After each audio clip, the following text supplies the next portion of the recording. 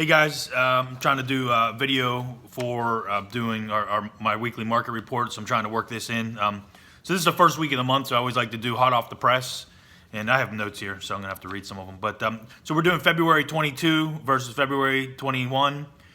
Really just a 30-day or 28-day mark. So the average sold price is down 1%. This is like, I don't see that very often. It's down 1%. I know it's not a lot, but it just means, we've been on this upward trajectory, up, and all of a sudden, well, I mean, if it's down 1, I mean, that means it ain't going up, right? Now markets go up and down. We're just not used to it. And so there's 79 less homes sold this February in 22 versus 21. There's 6 days less on the market. So days on the market is down. So there is still a lot of people interested in the homes. They're not sitting on the market as long. But that's just a difference. If you'll go in the email I sent, or probably in the link below in this YouTube video, you'll be able to see the different years. You can see 22, 23, or 21, 20, 19, 18. I go down to 18. It's always kind of interesting to go back to 2019 and see the pre-COVID numbers versus now, which just to give you a quick year to date. So in 2022, year to date, from, let's use pre-COVID 2019, there was 3,237 homes sold year to date in 2019, and in 2022 there's been almost 3,700. So that's what, it's close to 400 or 500 more homes.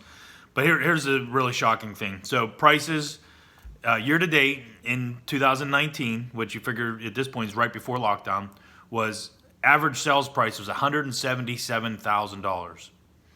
So today, right now, $236,000. That's 25% increase from 2019. I know there's a lot of talk about inflation. I'm just going to throw it out there that is it possible that inflation is 25% from pre-COVID? I mean, if we really were able to look at all the different facets of markets, it's probably pretty close to that. I'm not an economist by any stretch, but anyway, going back to those numbers before any of those, like February 22 to 21, those are, when I give numbers, they're lagging numbers because something that's sold in February really went under contract a month or two before, so it would have been December, January, which means that's kind of the market's moving, so we kind of it's always changing. So the current situation right now, more homes are coming on the market every day. This is that time of the year. I mean, there's always homes coming on the market, no matter what. Inventories are just a little above last year's numbers right now, as in homes coming on the market. I mean, we're talking a couple hundred tops.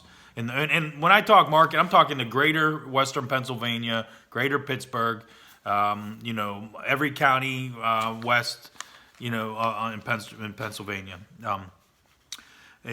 So the numbers are strong. Home sales are strong.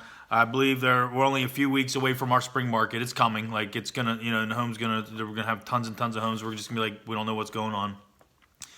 I know a lot of sellers are wanting to sell. I mean, I have a lot of people in my database are saying, Nick, I want to sell. I can't find a place to move to. That's what everybody's saying. It's because of the low inventory. So sellers right now, when you come on the market, you have to price the home effectively to receive multiple offers. The old days of pricing it high and haggling the price down, we need room to negotiate. It's gone. It's gone. It just doesn't happen. We're at 97, 98%. So you got 1 or 2%. People are like, no, we need more. No, you're not haggling that much. But multiple offers is the holy grail of getting more money. It just is. If you're dealing with one person versus multiple, it's a huge difference maker. Huge. Homes that are floundering on the market, they're just not priced right. Hands down, because if you can bring the price to a point where you get multiple offers, the price actually will go right back up. Buyers, you don't have to be as aggressive as you were before. You still have to be aggressive. You have to be pre-approved before you even come to look at a house, because no, you're wasting everybody's time if you're not. Home inspections, pretty common. There was a point, I would say pre-COVID, home inspection was probably 90% of buyers did a home inspection. Probably when we got into that post-COVID moment, we were down to probably 40, 50% of the people were doing them, which is really low. I'd say we're back around 75%, so it's not a guarantee, but that's where we're at. Couple quick market indicators. In the last 7 days, we've had 625 new homes come into market. Compared to last month at this time, we had 558. So it's not a big increase in a 7-day average, but it's still up there. It's increasing, and that's a good number. So last but not least, if you're on the fence about selling and you want to discuss more, give me a call, 724-712-6037. I'm sure you can message me here. There's probably links in my email, my website, all that stuff. And if you're like, hey, I just want to do it on my own, I'm not really sure. I kind of want to know what's going on with my home. If you go into my website or on that email, on the Greater Pittsburgh Market email, or I'll put a link in the YouTube video here. It says Build Wealth with Your Home. If you click that link, it'll go into, you're going to have to put your name and your email address in there. But what it does is it's like having a ticker for your home. It's going to tell you your prices. It'll give you some back data of, hey, your price was up or it was down. It'll show you where you're at. And, home prices were down a little bit before. But, and right next to that, it says success stories. So I'd love for you to be a success story with us. And hope you have a great day. Bye-bye.